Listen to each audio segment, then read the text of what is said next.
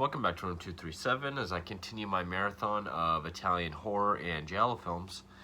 And I have kind of an interesting one today, and it's one I found on Blu-ray. And it is 1978's Enigma Rosso, or at least that's what it says on the cover. Also known as Red Rings of Fear, which is also on the cover.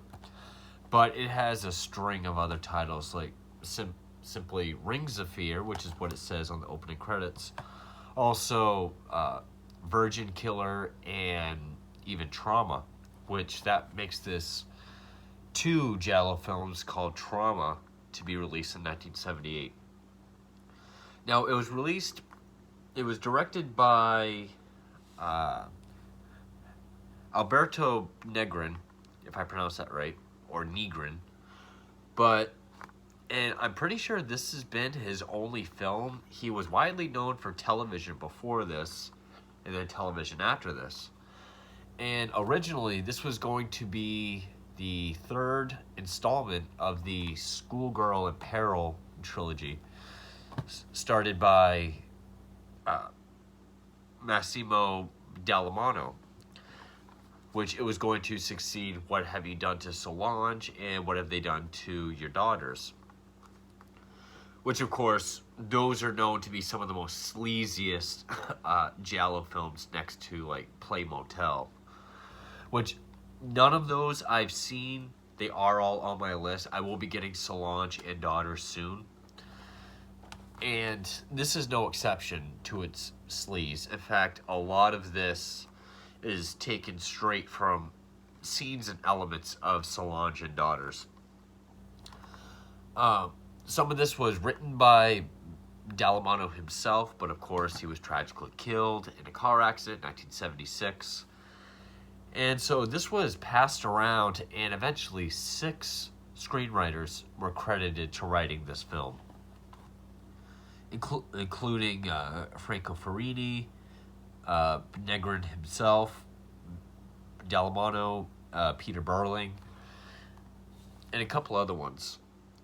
And the stars Fabio Testi, who was even, I believe, in What Have You Done to Solange?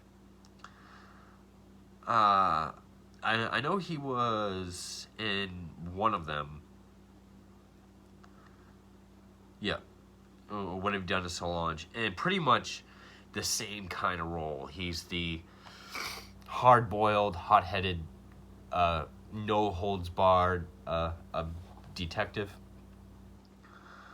But in the cast, we also have Ivan Desny, Jack Taylor, who was very well known in Giallo at the time, Fausta Avelli, Bridget Wagner, Bruno Alessandro. And it kind of follows a similar plot from what I gathered from Solange and Daughters, which there's a brutal, I guess you would say, sexually violent death of a private girls-only school. And when Inspector DeSalvo is put on the case, he finds that, well, I'm not sure how much of this is similar to Solange and Daughters because I haven't seen it yet, but in this movie at least, he finds out that the girl, Angela Russo, the character's name, she was part of a very tight-knit group of friends at the all-girls school that was known as the Inseparables. And he uncovers a conspiracy of a sex ring and who's involved. And what we get is an ultra sleazy, sort of by the books Giallo. My personal opinion of this is it's not bad. I mean, it is a by the numbers Giallo. This is one of those that, yes, it is sleazy and trashy, but it doesn't have a lot to go along with it. Like, even the score, who, of course, it doesn't say on the back, the score isn't much to run home about. It's sort of like a pompy, jazzy score. Ritz Ortolani, which he rarely has a bad score. There are some laughable moments, kind of like the dialogue, especially by Fabio Testi, who I don't know who he reminded me of in this. Sort of like John Saxon or like George Hilton even. But he does bring a certain charisma to this role. He does have some great lines, like when he's interrogating the faculty of the score. They're all kind of wondering what all this is about, and he finally drops the professionalism, and he's like, a guy with a cock this big raped Angela Russo to death. He's full of lines like that. There is some throwaway elements, like his, I don't know if it's his wife or his on-again, off-again girlfriend.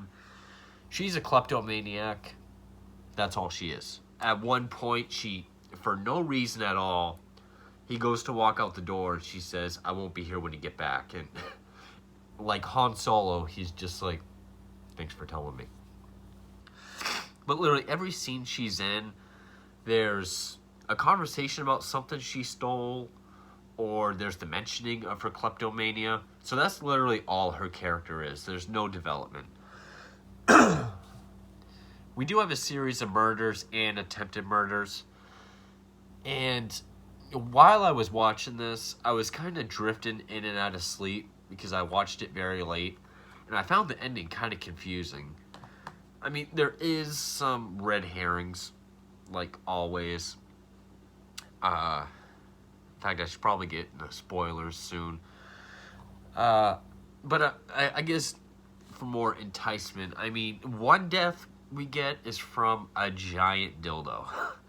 And there's even a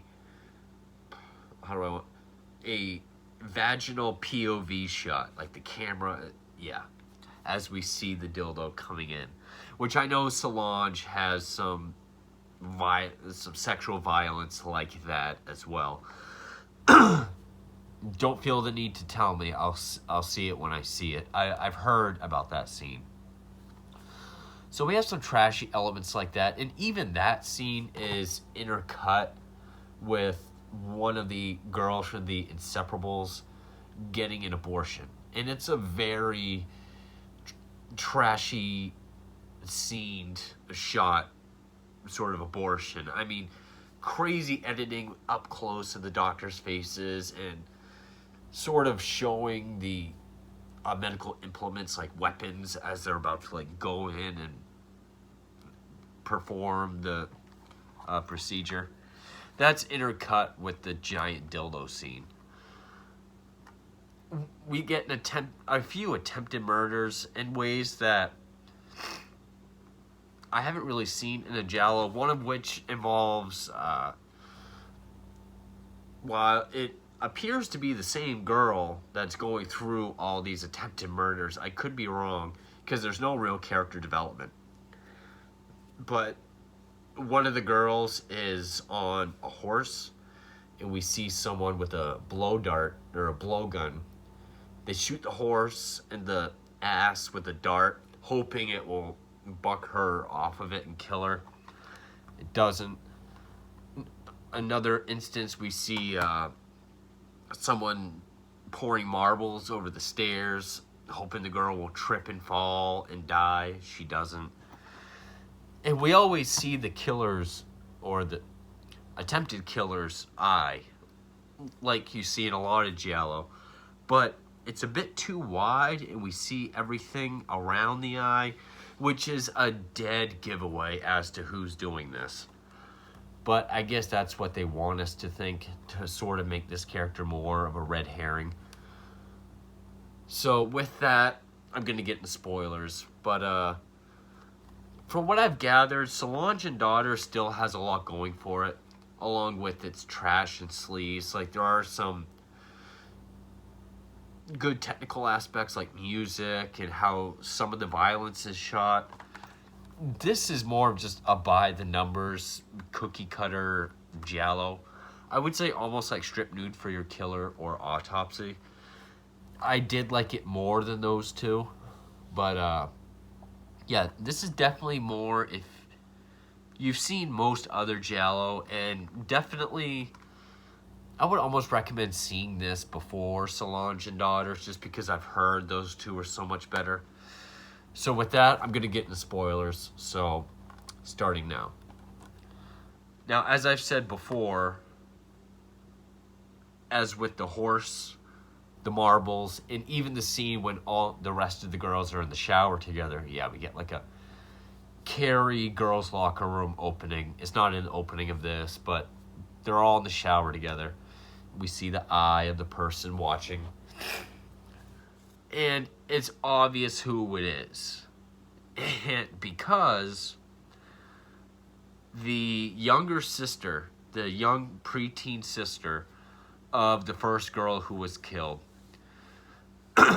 who bears a strong resemblance to the girl in Who Saw Her Die, and I think a girl in Deep Red. She is a ginger, and that's why it's so obvious, because the eyelashes, some of the freckles around the eye, it's obvious. Not to sound rude or, however people can take it. But she is helping with the investigation. She's helping Fabio Testi along with this investigation, giving him information and pointing out the inseparables as they would know what's going on with her sister's life. And yeah, it is trying to point us in that direction, because we find out at the end that all the murders that were done were committed by, I believe it was Testi's supervisor, or I don't know if it was like his lieutenant or supervisor, someone he's been working with. And one thing I forgot to mention to entice people is there is an interrogation on a roller coaster. That seems to be a favorite scene of a lot of people. He interrogates Jack Taylor on a roller coaster. But then Jack Taylor's found dead, and this is when the killer, his supervisor, or his superior, whoever it is, comes out to him as, yeah, it was me. I was involved in the sex ring with these girls. He admits to killing the girls that were actually killed, but he doesn't admit to the horse or the marbles. And then he just leaps over the railing into a dam.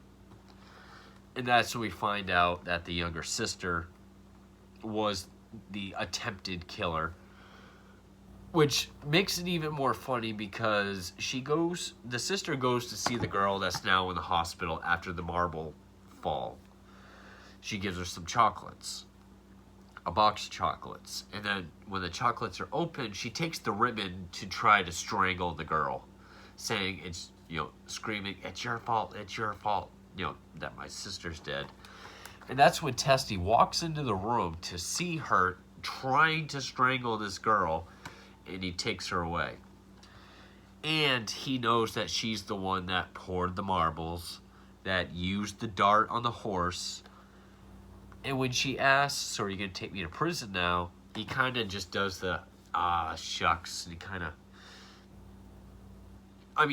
does everything shy of, rustling through her hair and scamper off, you little. And she does. She goes off. He witnessed her trying to kill this girl. He knows she put marbles on stairs and shot a horse with a dart with the intentions of killing the girl involved. And he let her go. It is one of those silly moments, but hey, she didn't actually kill anybody. And maybe it was because she helped him with the investigation. But yeah, this movie has its kills, has its red herrings. Not a lot of bloody kills, but it makes up for it in just shock value, like the giant dildo with the vaginal POV shot. That was enough to kill this girl. It does have some funny dialogue by Testi. The music isn't a whole lot to write home about. It's pretty generic.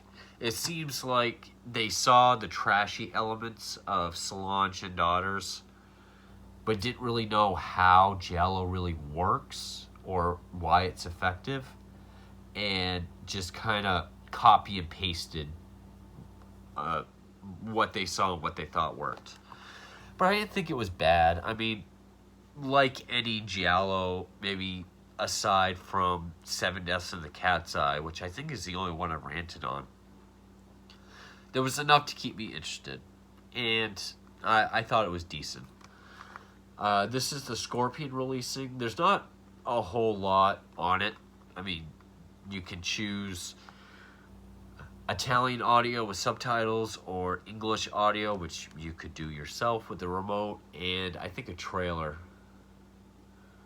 But, I mean, it was nice to watch it on Blu-ray. It's nice to have, like, sort of an original cover without having to switch it.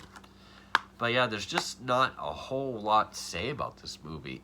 It's the only word that comes to mind is generic, except for the few standout moments, like interrogating on a roller coaster, Fabio Testi's charismatic performance, death by dildo, the attempted kills with the dart and the marbles, the fact that it is related to Dallamano's Schoolgirls in Peril trilogy, but not nearly as good from what I've heard about those ones. So, yeah. Red Rings of Fear, aka Trauma, or Rings of Fear, or Enigma Rosso. Fairly generic, nothing that special, but it does have things that will stand out. So stay tuned for more Italian horror and Giallo reviews, because I keep getting more and more. So with that, thank you for watching.